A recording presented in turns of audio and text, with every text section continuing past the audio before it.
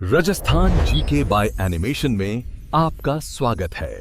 आपकी सफलता ही हमारा उद्देश्य है। सर, राजस्थान की माटी में कुछ तो खास है। यहाँ की हवाओं में आज भी पराक्रम की खुशबू आती है। लेकिन इन सब में चौहानों का नाम सबसे ऊपर क्यों लिया जाता है? सही कहा तुमने अनु। राजस्थान का इतिहास वीरों की कहानियों से भरा है, लेकिन चौहान वंश ये सिर्फ एक वंश नहीं, बल्कि भारत की अस्मिता, शौर्य और त्याग की एक ऐसी महागाथा है जिसने सदियों तक विदेशी आक्रांताओं के सामने एक अभेद्य दीवार बनकर खड़े रहने का काम किया। तो सर, इस महागाथा की शुरुआत कहाँ से होती है? इनकी उत्पत्ति को लेकर भी तो कई मत है ना। अनु, क्या तुम्हें पता है, राजपूतों की उत्पत्ति ब्राह्मणों से मानी जाती है और इसकी जानकारी हमें बिजौलिया शिलालेख से मिलती है। और तो और गोपीनाथ शर्मा, दशरथ शर्मा और जानकी ने भी वत्स गोत्र ब्राह्मण ही माना है। बिल्कुल। सबसे प्रसिद्ध मत है अग्निकुंड का सिद्धांत।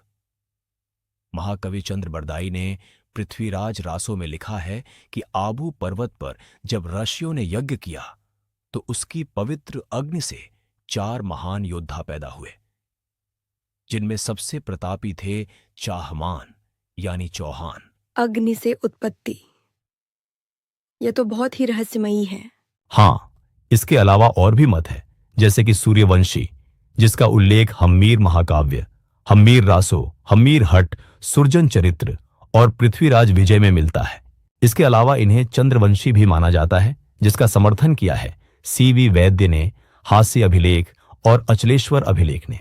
और तो और कुछ विद्वानों ने तो इन्हें विदेशी भी माना है, जिनमें ए कनिंघम ने कुषाण माना, वी.ए. स्मिथ ने हूणों की संतान माना और इतिहासकार कर्नल जेम्स टॉड ने इन्हें शक और सीथियन माना है। तो आर के सर, इनका संस्थापक कौन है और ये कहाँ के हैं और इनकी क्या उपलब्धियां हैं?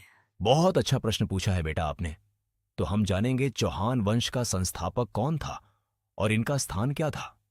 तो बेटा आपको बता दूं, चौहान वंश का संस्थापक या आदि पुरुष वासुदेव चौहान को माना जाता है, जिसने 551 ईस्वी में सांभर झील के किनारे संपादलक्ष क्षेत्र में चौहान वंश की स्थापना की थी। और उसने अहिच्छत्रपुर, जिसे वर्तमान में नागौर के नाम से जाना जाता है, उसे अपनी राजधानी बनाया था और सांभर झील तथा उसके किनारे अपनी कुलदेवी शाकंभरी माता का मंदिर बनवाया था। इसके बाद भी अनेक प्रतापी शासक हुए, लेकिन वह प्रतिहार शासकों के सामंत थे, जिनमें नाम आता है दुर्लभ राज प्रथम का, जो वत्स राज्य का सामंत था, जिसने त्रिपक्ष संघर्ष में भाग लिया था तथा बंगाल के धर्मपाल को पराजित किया था। इनके अलावा एक शासक गुवक प्रथम हुए, जिन्होंने अपने आराध्य देव हर्षनाथ जी का सीकर में मंदिर का निर्माण प्रारंभ करवाया, जिसे सिद्धज या सिंहराज ने पूरा करवाया। अगला शासक हुआ सिंहराज या सिद्धराज, जिन्होंने स्वतंत्र चौहान साम्राज्य की स्थापना की और तो और दिल्ली के तोमर वंशीय शासकों को पराजित कर अपनी अधीनता स्वीकार करवाई और महाराजाधिराज की उपाधि धारण की। इनके बाद में अगले शासक हुए गोविंद तृतीय, जिन्होंने वेरीघट्ट की उपाधि धारण की। फरिश्ता ने लिखा है कि इन्होंने गजनी के शासक को मारवाड़ से आगे बढ़ने से रोका था, यानी जो इतिहास में बहुत कम दिखाया गया है। हमारे राजस्थान के राजाओं ने विदेशी आक्रमणकारियों को कितनी ही बार धूल चटाई है। अगले शासक मिलते हैं हमें विग्रह राज द्वितीय। इन्होंने गुजरात पर अभियान चलाए और गुजरात के मूलराज प्रथम को पराजित कर देने के लिए बाध्य कर दिया और भड़ौज गुजरात में आशापुरा माता का मंदिर बनवाया। यह प्रारंभिक चौहान शासकों में सबसे शक्तिशाली शासक थे।